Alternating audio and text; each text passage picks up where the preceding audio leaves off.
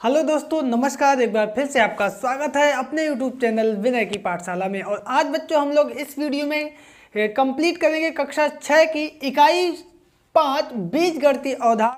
तो बच्चों देर किस बात की, चलते हैं क्लास में। और सबसे पहले हम लोग जानते हैं कि बीजगणित की अवधारणा यानी बीजगणित किसे कहते हैं। उसके पहले हम आपको एक प्रश्न दे रहे हैं। एक तरफ लिखा है 8 धन 5 बराबर रिक्त स्थान, ये एक डिब्बा सा बना दिया हमने, धन 3। अब इस प्रश्न को आप लोग देखें और सॉल्व करने का प्रयास करें। तो यहाँ पे अगर हम आपसे कहें कि डिब्बे वाली जगह में कौन सी संख्या आएगी तो आप लोग क्या बताएंगे? थोड़ा सा कैलकुलेट करेंगे, ठीक है। चलिए हम आपकी थोड़ी सी मदद किए देते हैं। यहाँ पे हमने इसमें लिख दिया x। अब क्या हुआ, 8 और 5 इधर कितने हो गए? 13। और इधर x धन 3, ये 3 इधर आएगा, इधर प्लस का है, इधर आएगा माइनस का हो जाएगा। तो 13 माइनस 3 x बराबर, तो 13 में से 3 गए, 10 आ गए बराबर x। तो यहाँ से इसका मतलब ये हुआ कि हमने ऊपर जो संख्या जो हमने लिखा था यहाँ पे x, इस जगह पर x ना होके क्या आएगा? 10 आएगा। और यही हमारा आंसर होगा। तो आपने देखा कि हमको थोड़ा सा आसानी हो गई। इसको बीजगणितीय व्यंजक एक संकेत हमने मान लिया, ABCD अल्फ़ाबेट का x, और उससे हमने प्रश्न को सॉल्व कर लिया। आइए दूसरी सिचुएशन को हम लोग देखते हैं।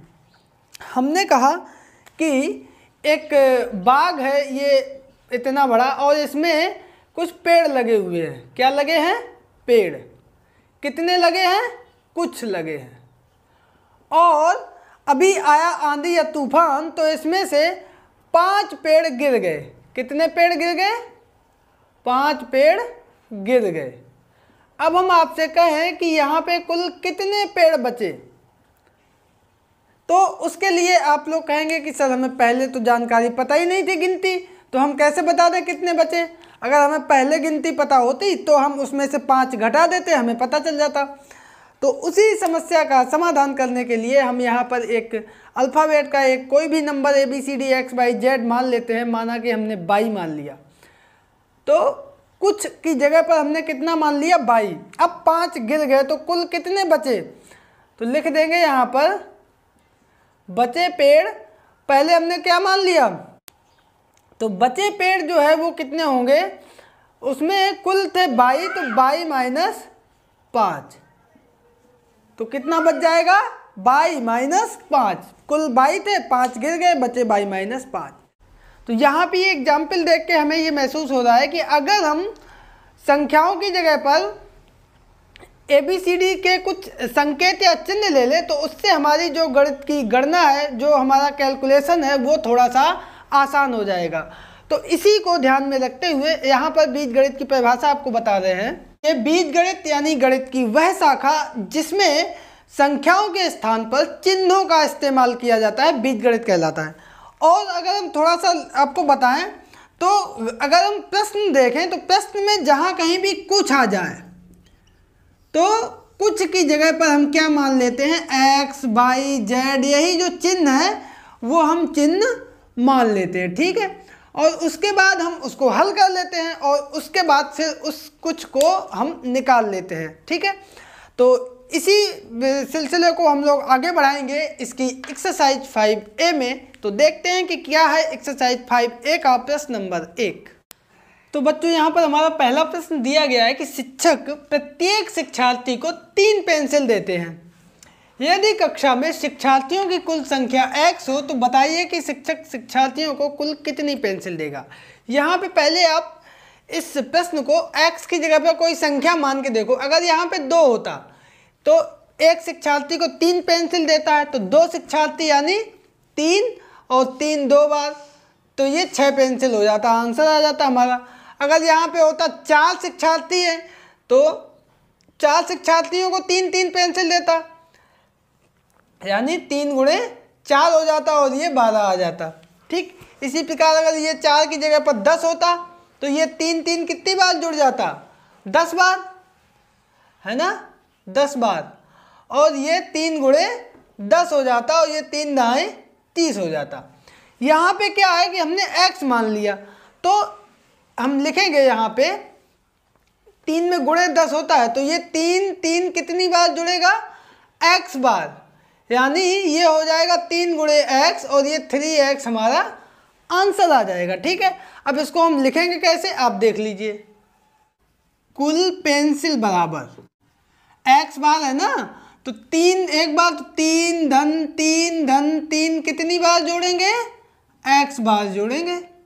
तो बार बार जोड़ने की प्रक्रिया ही हमारी गुणा कहलाती है, तो 3 गुणे x यानी 3x, और यही हमारा आंसर आ जाएगा। ठीक है, तो अब हम लोग देखते हैं इसके आगे वाला प्रश्न, यानी प्रश्न नंबर 2, और वो है हमारा कि अपनी उत्तर पुस्तिका पर रिक्त स्थानों में संख्याओं की जगह पर बीज लिखिए और बताइए कि उसका प्रयोग किस संख्या के लिए हुआ है।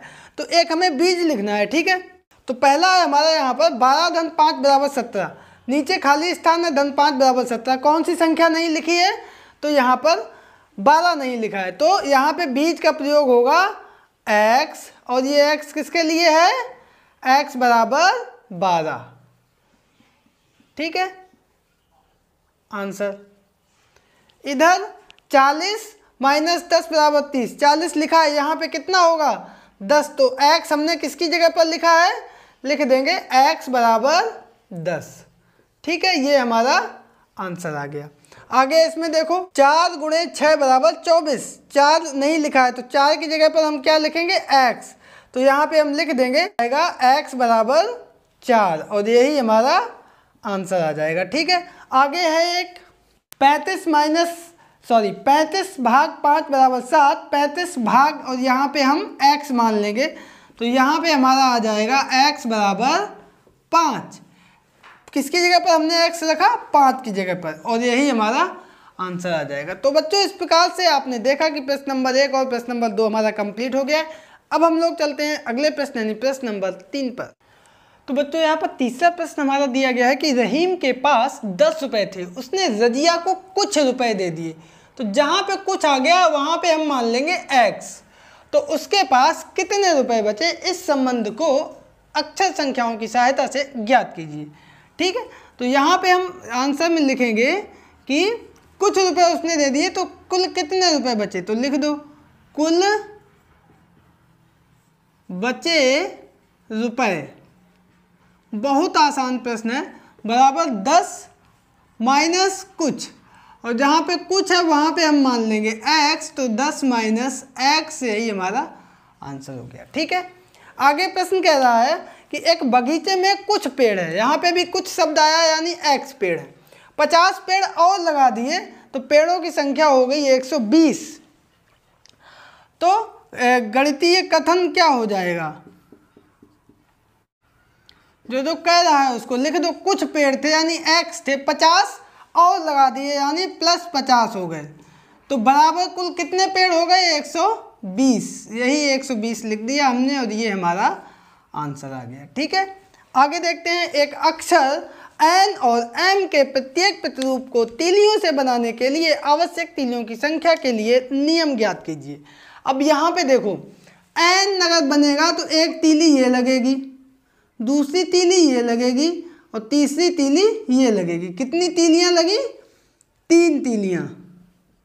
ठीक है, और m अगर बनाएंगे तो m के लिए कितनी होगी, एक तीली ये लगी, दूसरी ये लगी, तीसरी तीली ये लगी, और चौथी तीली ये लगी, तो इसके लिए कितनी तीलियाँ लगी, 4 तीलियाँ। तो इसके लिए कितनी तीलियाँ लगेंगी, 4 तीलियाँ।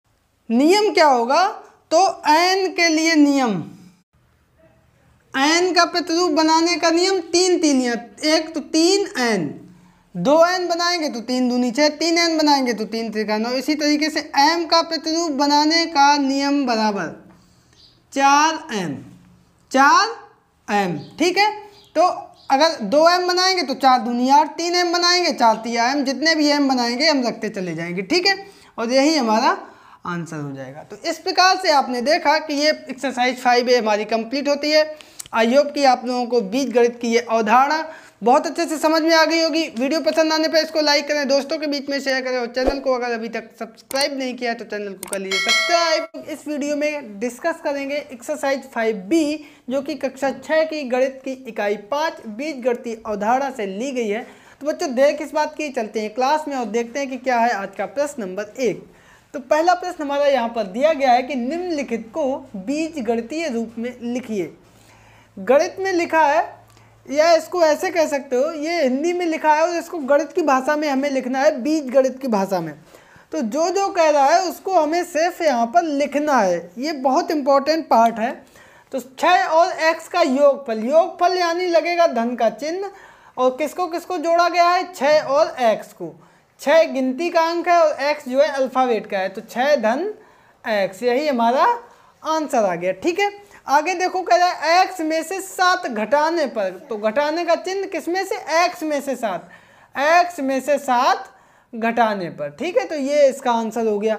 आगे कह रहा है x का 5 गुना, तो ये x गुना यानी गुणा 5। अब यहाँ पे 5 पहले लिखा जाता है, हमेशा संगिनती वाले अंक पहले लिखे जाते हैं, बाद में ABCD वाले लिखे जाते हैं, तो ये आ जाएगा 5x। ठीक है, आगे है x का 1/3, x का की जगह पर हमेशा याद रखो गुणे का चिन्ह होता है, गुणा 1/3 यानी 1/3, 1/3 का मतलब। अब ये संख्या इधर आ जाएगी, तो 1 का x में गुणा होगा x रहेगा, तो ये आ जाएगा x/3 और यही हमारा आंसर आ जाएगा। तो पहला प्रश्न आप लोग समझ गए। अब देखते हैं प्रश्न नंबर 2, उसमें भी यही काम करना है। निम्नलिखित कथनों को संख्याओं, बीजों तथा मूल संक्रियाओं के चिन्हों की सहायता से व्यक्त कीजिए। तो यहाँ पर पहला है वृत्त का व्यास उसकी त्रिज्या का दूना होता है। तो इसको हम लोग कैसे लिखेंगे, व्यास बराबर 2 गुणे त्रिज्या, किसका दूना होता है, त्रिज्या का, है ना। तो त्रिज्या का दूना हुआ व्यास, इसको हम लोगों ने इस तरीके से लिख दिया है। आगे देखो क्या कह रहे हैं, वर्ग का परिमाप उसकी भुजा का 4 गुना होता है। ये हमारे सूत्र भी होते हैं, आगे चल के हम लोग इनको याद करेंगे, समझेंगे। तो यहाँ पे हम लोग लिखेंगे वर्ग का परिमाप बराबर 4 गुणे भुजा।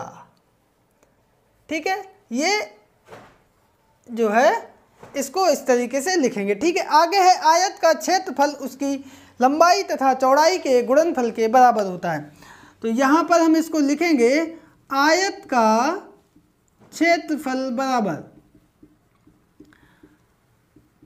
किसके बराबर होता है, लंबाई तथा चौड़ाई के गुणनफल के। तो हम लिख देंगे लंबाई गुणे चौड़ाई और यही हमारा आंसर आ जाएगा। ठीक है, आगे अंत में कह रहा है कि लाभ विक्रय मूल्य तथा क्रय मूल्य के अंतर के बराबर होता है।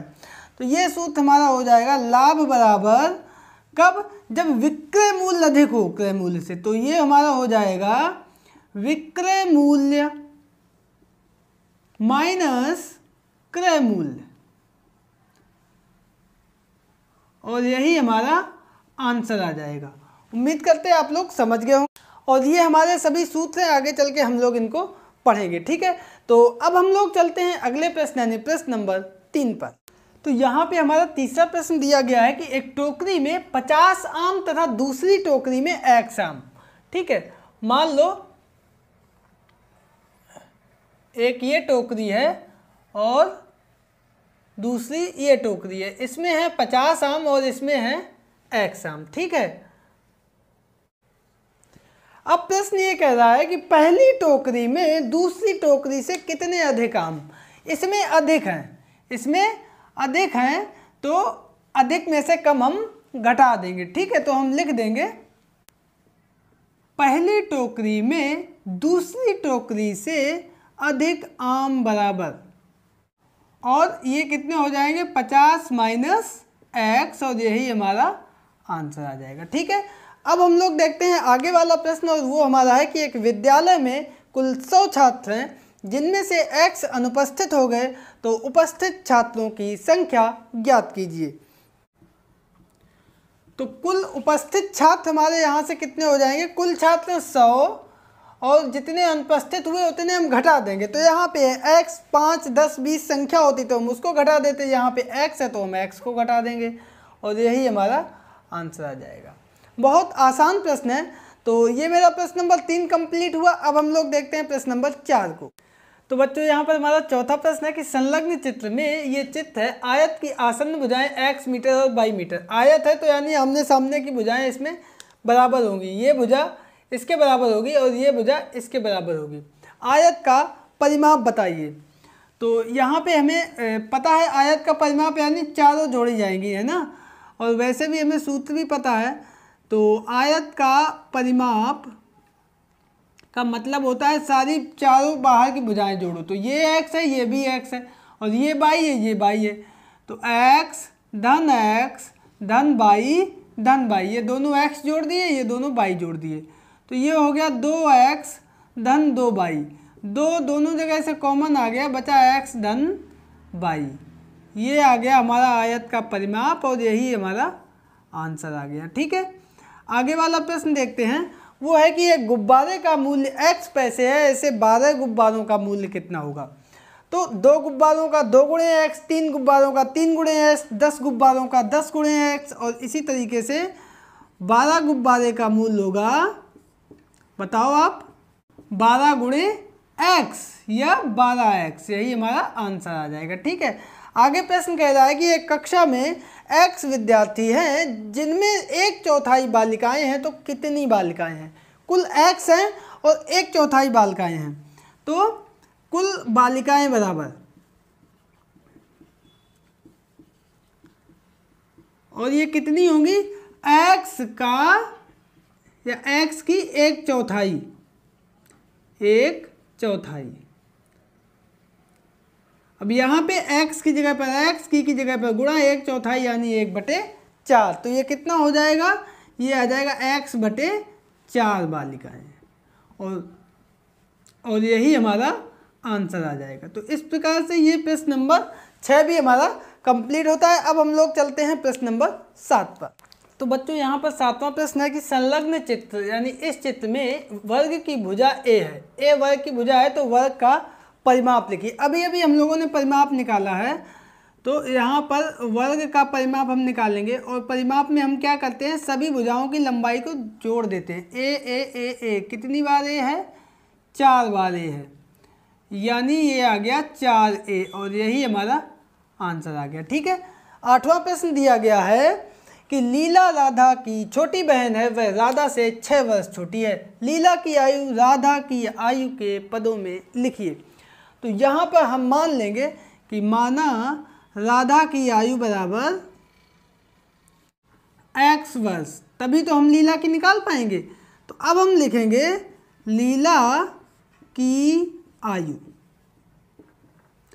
अब राधा की आयु x है तो इससे 6 वर्ष कम, तो x माइनस 6 वर्ष और यही हमारा आंसर आ जाएगा। ठीक है, राधा से 6 वर्ष छोटी है और x राधा की आयु है, तो x माइनस 6 वर्ष। ठीक है, आगे है 9वां प्रश्न कि माँ ने घर में 16 लड्डू बनाए, कुछ लड्डू मेहमानों और परिवार को सदस्यों को दिए, लड्डुओं की संख्या ज्ञात करो।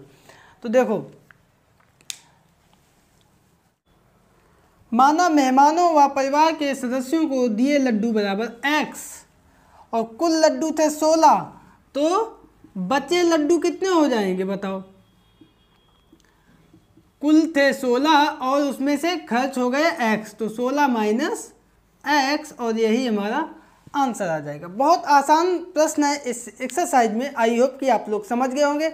और इसी प्रश्न के साथ हमारी ये एक्सरसाइज कंप्लीट होती है। वीडियो पसंद आने पर इसको लाइक करें, दोस्तों के बीच में शेयर करें और चैनल को अगर अभी तक सब्सक्राइब नहीं किया है तो चैनल को कर लीजिए सब्सक्राइब। और आज बच्चों हम लोग इस वीडियो में कंप्लीट करेंगे अभ्यास 5C, जो कि कक्षा 6 की इकाई 5 बीजगणितीय अवधारणा से ली गई है।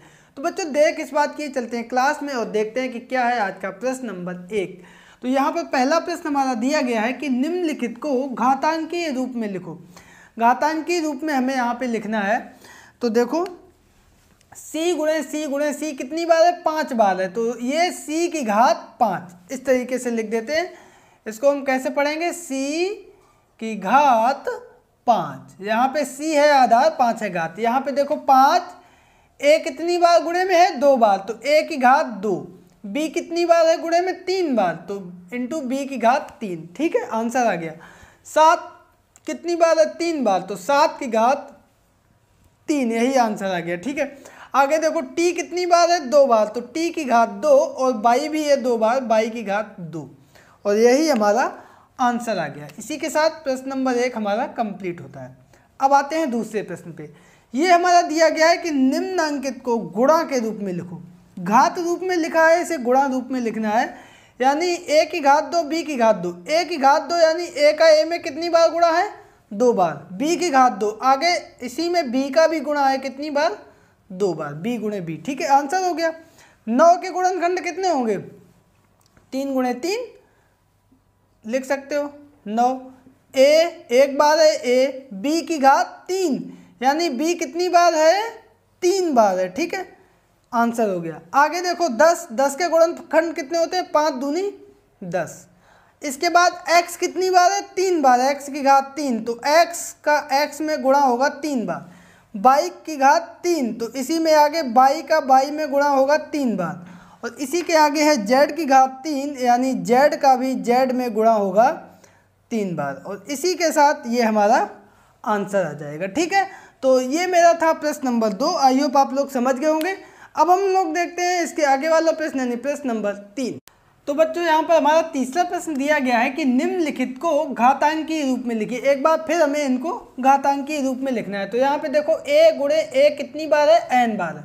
पिछली बार जो प्रश्न था उसमें 5 बार था, तो हमने लिख दिया था a की घात 5, लेकिन यहाँ पे है n बार, तो यहाँ पे बीजी शब्द का, बीजी अक्षर का प्रयोग किया गया है, तो हो जाएगा हमारा a की घात n। ठीक है, आगे उसी प्रकार से नीचे b गुणे b, और ये b कितनी बार है, n बार है। 2 बार होता तो घात 2, 3 बार होता तो घात 3, n बार है तो घात n। ठीक है, साधारण सा आंसर हो गया। यहाँ पे क्या है, 3 गुणे 3 2 बार है, 3 की घात 2, 4 गुणे 4 2 बार है, 4 की घात 2, a और a 2 बार है, a की घात 2। ठीक है, घात रूप में हो गया। यहाँ पे देखो a एक बार है तो a, s भी एक बार है, s, घात 1 जो है लिखो या ना लिखो कोई दिक्कत नहीं, तो हम लोग एक घात जो है नहीं लिखते हैं। ठीक है, आगे t है 2 बार, तो a s t की घात 2। ठीक है, आंसर आ गया। आगे देखो चौथा प्रश्न है, एक व्यक्ति की वर्तमान आय a रुपये है, उसकी आय प्रति वर्ष b गुनी होती है, तो 3 वर्ष बाद उसकी आय कितनी होगी। यहाँ पे देखो 3 वर्ष बाद आय बराबर, तो यहाँ पे वर्तमान आय है a, b गुनी हुई तो एक बार b का गुणा, दूसरी साल भी b का गुणा, और तीसरी साल b का गुणा। 3 वर्ष का पूछ रहा है, इसलिए हमने b का गुणा 3 बार किया, तो ये a b की घात 3, और यही हमारा आंसर आ गया। तो बच्चों देखा आपने, बहुत आसान प्रश्न थे इस एक्सरसाइज के, और इसी के साथ हमारी ये एक्सरसाइज कंप्लीट होती है। आई होप कि आप लोगों को लगाने में बहुत मज़ा आया होगा और इस एक्सरसाइज को अच्छे से समझ में आया होगा। वीडियो पसंद आने पर इसको लाइक करें, दोस्तों के बीच में शेयर करें, और चैनल को अगर अभी तक सब्सक्राइब नहीं किया तो चैनल को कर लीजिए सब्सक्राइब। और आज बच्चों हम लोग इस वीडियो में एक्सरसाइज 5D जो कि कक्षा 6 की इकाई 5 बीजगणितीय उदाहरण से ली गई है। तो बच्चों चलते हैं क्लास में और देखते हैं क्या है इस एक्सरसाइज का प्रश्न नंबर 1। तो पहला प्रश्न यहाँ पर दिया गया है कि निम्नलिखित कथनों में सत्य और असत्य छांटिए। तो x अचल राशि है, तो दोस्तों x y z जो होते हैं ये हमारे चर राशि होते हैं, यानी ये गलत है। ठीक है, असत्य है।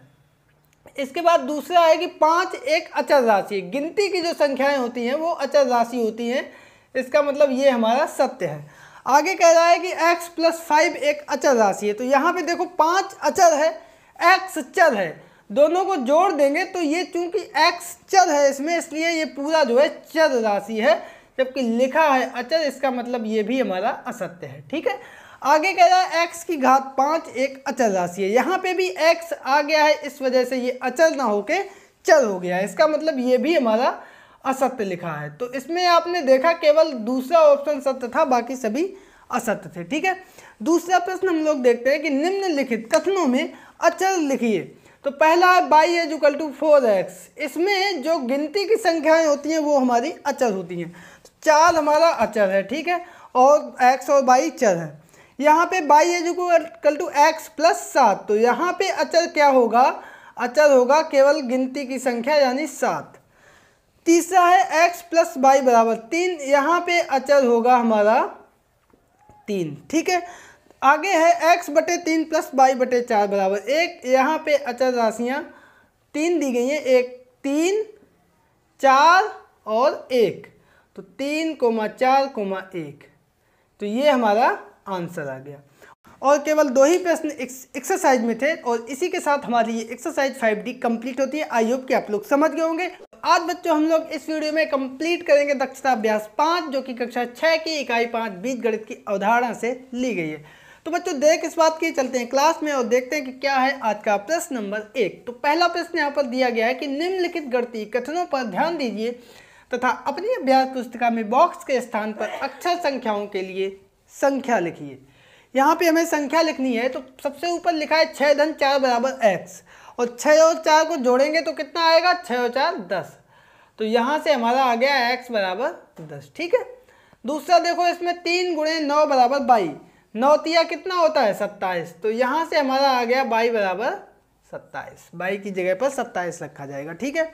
तीसरा 6 में से 2 गए a और 6 में से 2 जाएगा तो आएगा 4, यानी a बराबर 4।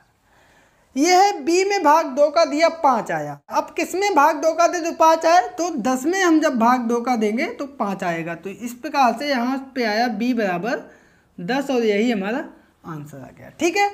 तो अब हम लोग देखते हैं प्रश्न नंबर 2। तो दूसरा प्रश्न हमारा है कि ज्ञात कीजिए 10 में से x घटाने पर प्राप्त संख्या। किस में से कितना घटाया, 10 में से x घटाने पर प्राप्त संख्या, यही हमारा आंसर आ गया, ठीक है। आगे कह रहा है कि 2x और 3y को जोड़ने पर, किसको किसको जोड़ने पर, 2x और 3y को जोड़ दिया और यही हमारा आंसर, ठीक है। आगे कह रहा है y की 6 गुनी, यानी y की यानी गुणा गुनी 6, y गुणे 6 यानी 6y, यही हमारा आंसर आ गया। आगे कह रहा है a में 3 का भाग देने पर, a में भाग दिया 3 का, यानी a बटे 3 और यही हमारा आंसर आ गया, ठीक है। तो प्रश्न नंबर 2 हमारा कंप्लीट हो गया। बहुत आसान प्रश्न है। तीसरा है कि यदि a बराबर 5 और b बराबर 9 तो निम्नांकित के मान ज्ञात करो। जहाँ पे a है वहाँ पे हम 5 रखेंगे, जहाँ पे b है वहाँ पे हम 9 रखेंगे, तो a की जगह पे 5 रख दो। 5 धन 10, 5 और 10 कितने हो गए, 15, और यही हमारा आंसर आ गया, ठीक है। आगे है b माइनस 3, b की जगह पर 9, 9 माइनस 3, 9 में से 3 गए 6, यही हमारा आंसर आ गया, ठीक है। a plus B minus 14, a की जगह पर 5, b की जगह पर 9, तो 5 प्लस 9 माइनस 14, 9 5 जोड़ेंगे तो आएगा 14 माइनस 14, 14 में से 14 कट जाएंगे, चूंकि प्लस और माइनस के हैं तो 0 आएगा, यही हमारा आंसर हो जाएगा, ठीक है। आगे कह रहा है a गुणे b, तो a की जगह पर 5 गुणे b की जगह पर 9, 5 निम्न 45 और यही हमारा आंसर आ गया, ठीक है। आगे कह रहा है कि 30 गुणे a, तो 30 गुणे a की जगह पर 5, तो 5 दिया 15 और ये 0 आगे आ गया 150 और यही हमारा आंसर आ गया। तो इस प्रकार से हमारा प्रश्न नंबर 3 भी कंप्लीट होता है। और अब हम लोग चलते हैं इसके अगले प्रश्न यानी प्रश्न नंबर 4 पर। तो दोस्तों यहाँ पर हमारा चौथा प्रश्न दिया गया है कि विस्तृत रूप को घातांकीय रूप में लिखिए। यहाँ पर घात के रूप में लिखना है, और घात के रूप में कैसे लिखते हैं आइए देखते हैं। x यहाँ पे कितनी बार है, 3 बार है गुणे में। जब गुणे में x 3 बार है, इसका मतलब x की घात 3। इसको कैसे पढ़ेंगे, इसको पढ़ेंगे और एक बार बाई है तो बाई, ठीक है, यही हमारा आंसर हो गया, ठीक है। इसको अगर हम कैसे पढ़ेंगे, x की घात 3, ठीक है। इसको x की घात 3 को हम ऐसे पढ़ेंगे और इंटू बाई, ठीक है, गुणे बाई, ठीक है। इधर q की घात 3, q 3 बार है तो लिख देंगे q की घात 3, ठीक है, यही हमारा आंसर हो गया। इसको कैसे लिखेंगे, q की घात 3, ठीक है। आगे 2 और बाई की घात 3, तो 2 बाई की घात 3 आंसर आ गया। 5 कितनी बार है, 3 बार, तो 5 की घात 3, x 1 बार है और बाई 3 बार है, x बाई की घात 3, ठीक है, समझ गए। आगे देखो, इसमें आप लोग पहले करो, m कितनी बार है, 4 बार, तो m की घात 4, यही हमारा आंसर आ गया, ठीक है। प्रश्न नंबर 5 हम लोग देखते हैं। रिक्त स्थानों की पूर्ति अपनी अभ्यास पुस्तिका में कीजिए। बहुत ध्यान से देखना है यहाँ पे। 10 कितनी बार है? 3 बार, तो ऊपर घात में क्या आ जाएगा? 3। टी कितनी बार है? 3 बार, टी की घात भी 3। ठीक है, आगे देखो, आप लोग अपने मन से करो। 4 कितनी बार गुणे में लिखा है? 3 बार, यानी 4 की घात 3। ठीक है, 6 1 बार है। पी कितनी बार है? 2 बार, तो घात 2 लिखा है, यहाँ पे कितना लिखा जाएगा? पी। ठीक है, क्यू कितनी बार है? 3 बार, क्यू की घात 3। एस कितनी बार है? 3 बार, तो घात लिखा है, नीचे आधार लिखना है। और टी 2 बार है, तो टी ऊपर लिखना है। एक चीज़ यहाँ पे आपको हम बता दें, अगर लिखा है 3 की घात 2, तो यहाँ पे जो 3 है ये हमारा बोला जाएगा आधार, और जो हमारा 2 है ये हमारा बोला जाएगा घात। ठीक है, इस बात को ध्यान रखिए। और अब हम लोग चलते हैं इस एक्सरसाइज के अंतिम प्रश्न यानी प्रश्न नंबर 6 पर। तो यहाँ पे हमारा 6वां प्रश्न है कि अधोलिखित कथनों को देखकर उसमें चर और अचर छांटिए। तो यहाँ पे हमें चर और अचर छांटने हैं। ठीक है, तो चर अचर,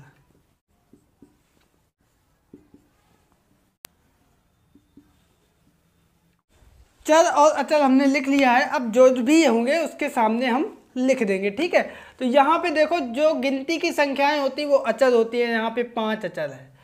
ये 2 2 3 ये घात है। इसका मतलब ये है, इसको अगर हम डिटेल में लिखें, 5 गुणे एक्स की घात 2 यानी एक्स 2 बार, वाई की घात 2 यानी वाई 2 बार, जेड की घात 3 यानी जेड 3 बार। ये मत कर देना कि 3 जो है हमारी अचर राशि हो जाए। केवल 5 अचर राशि है, और चर क्या है? X y z. ठीक है, उसी प्रकार से यहाँ पे 7 एक्स की घात 2 यानी एक्स गुणे एक्स 2 बार, वाई की घात 3 यानी वाई गुणे वाई 3 बार। तो चर हमारे हो गए एक्स और वाई, और अचर हो गया हमारा 7। ठीक है, इसमें देखो m की घात 2 m की घात 4 n की घात 2, तो m हमारा कितनी बार है? 4 बार, और n कितनी बार है? 2 बार। तो अचर तो हमारा कुछ नहीं है, चर हमारा है m और n। और वही काम a की घात 3 और b की घात 5 में a की घात 3 यानी a गुणे a 3 बार, और b गुणे b गुणे b कितनी बार? 5 बार। तो अचर हमारा यहाँ पे कुछ नहीं है, चर है हमारे a और b, और यही हमारा आंसर आ गया। तो बच्चों देखा आपने, बहुत आसान प्रश्न थे, बहुत आसान एक्सरसाइज थी, इवन बहुत आसान पूरी इकाई थी। बीजगणितीय अवधारणा को आप लोग समझ गए होंगे। फिर भी कोई समस्या हो, कोई शिकायत हो, तो कमेंट करके हमें ज़रूर बताएं। अगर आपको समझ में आ गया है तो भी आप कमेंट करिए, और वीडियो पसंद आने पर इसको लाइक करें, दोस्तों के बीच में शेयर करें, और चैनल को अगर अभी तक सब्सक्राइब नहीं किया है तो चैनल को कर लीजिए सब्सक्राइब। मिलते हैं कल फिर एक नए वीडियो के साथ, तब तक के लिए नमस्कार।